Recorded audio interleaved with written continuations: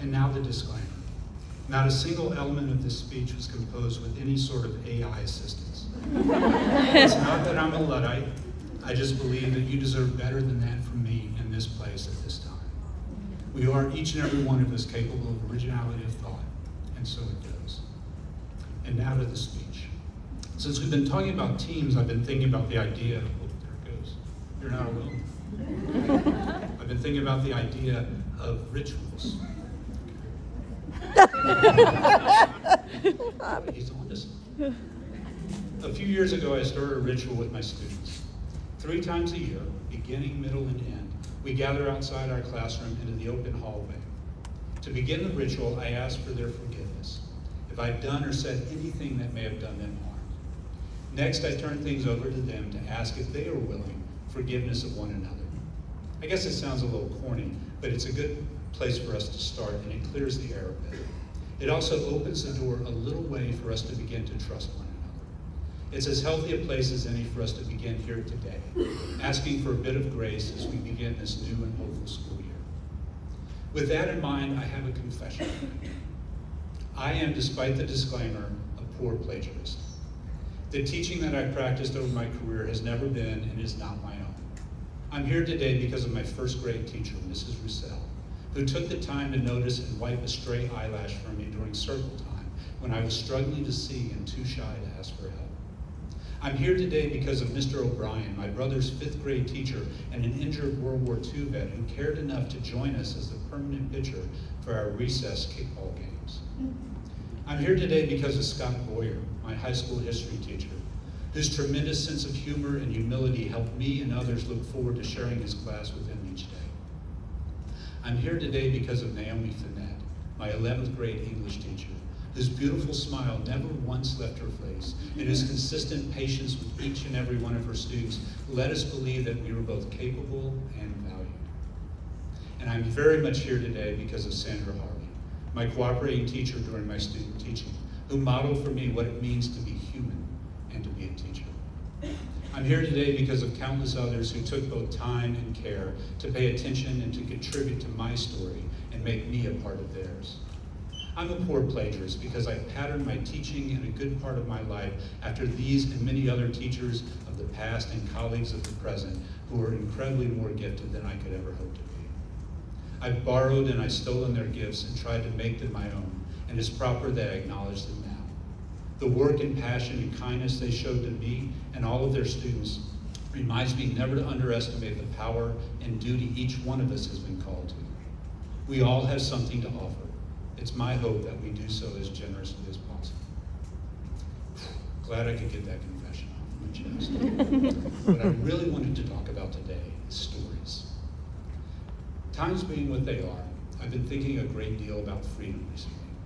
And I'm thinking some of you have too.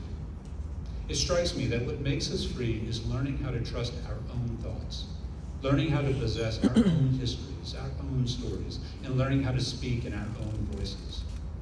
Very likely, this recognition of freedom was introduced and made possible by some sort of teacher. And very likely, it arrived as the unintended collateral fallout of a lesson on the frog's anatomy, or the causes of the war for independence, or even as we learn the finer points of 2-column addition and subtraction. Our stories help us create our identity. We as teachers occupy the privileged place as catalysts and touchstones and collaborators in a great swarming sea of stories, our own as well as those of the people under our care, who are just as earnestly finding the words and pathways for their own narratives. And at the heart of each story we participate in is self-discovery. It's the only teak, the only essential element, the only learning outcome that truly matters. We and our students can only begin to understand ourselves, our place, and our purpose when we open our eyes and our hearts to the larger set of stories swimming with our own in the current of life. I've come to realize that heartbreak and hope are next-door neighbors. We best know our own joys and sorrows, but what we often want to desperately know is there a better way, a better approach to living? This is also what our students are asking, a vocabulary to frame and to understand their lives. Real caring, real storytelling is always directed at the welfare of another. The real goal, the ultimate end of our teaching is not some data point we can place on a graph or report to the state. It's not some score I can place on a grade book. The real goal happens when the students know something about me and I know something about them, and a trust between us is established and strengthened so that we can try again tomorrow and again the next day, and so on.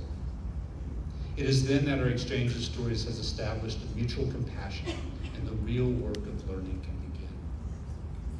I've had many wonderful teachers in my life, each necessary and impactful, but none more so than my parents.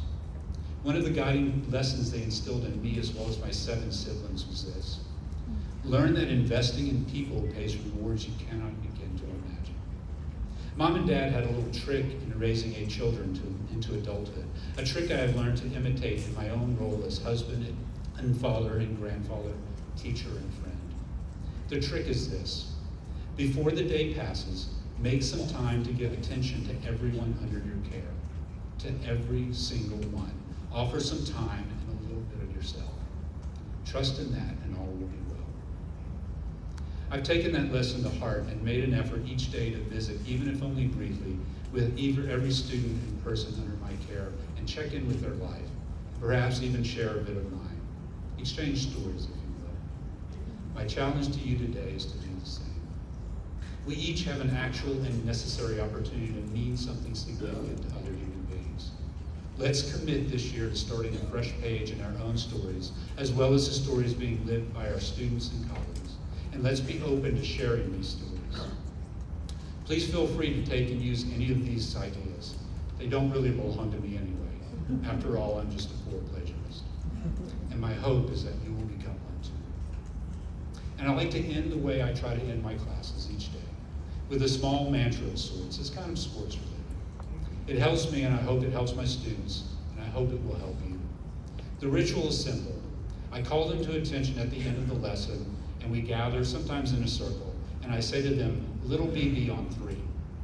Little BB is a reminder for us to try and be a little bit better the next time we meet. So it goes. Best of luck to you this year, and remember to keep both eyes open.